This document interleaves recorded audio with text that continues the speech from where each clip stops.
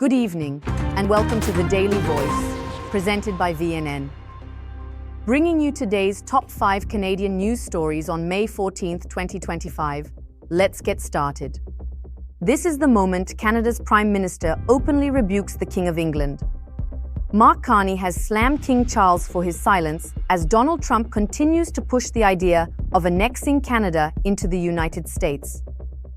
Carney, speaking to Sky News, called the King's decision to welcome Trump for a second state visit tone-deaf and disrespectful to Canadian sovereignty. Carney hinted that King Charles's upcoming attendance at Canada's Parliament opening is an intentional gesture of support, but many Canadians feel the monarchy's silence has been deafening. The diplomatic storm comes as the UK signs new trade deals with the US, leaving Canada caught in an awkward triangle of politics, history, and pride.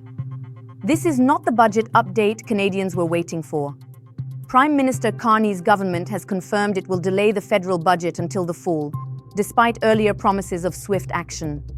Finance Minister Champagne says the priority now is a throne speech and income tax cuts, with no set date for a full budget.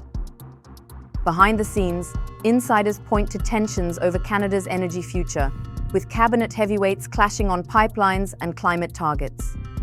Carney's bold promise to balance being an energy superpower and a climate leader is now facing its first big test.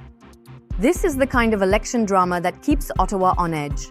The Liberals have taken a key Quebec riding by just one vote, bringing them within 2 seats of a majority government. But hold the celebration. A voter is claiming her ballot wasn't counted due to a mail-in error, and Elections Canada is investigating. If the dispute triggers a tie, a by-election could follow. With other ridings still under recount, the race to a Liberal majority is anything but certain.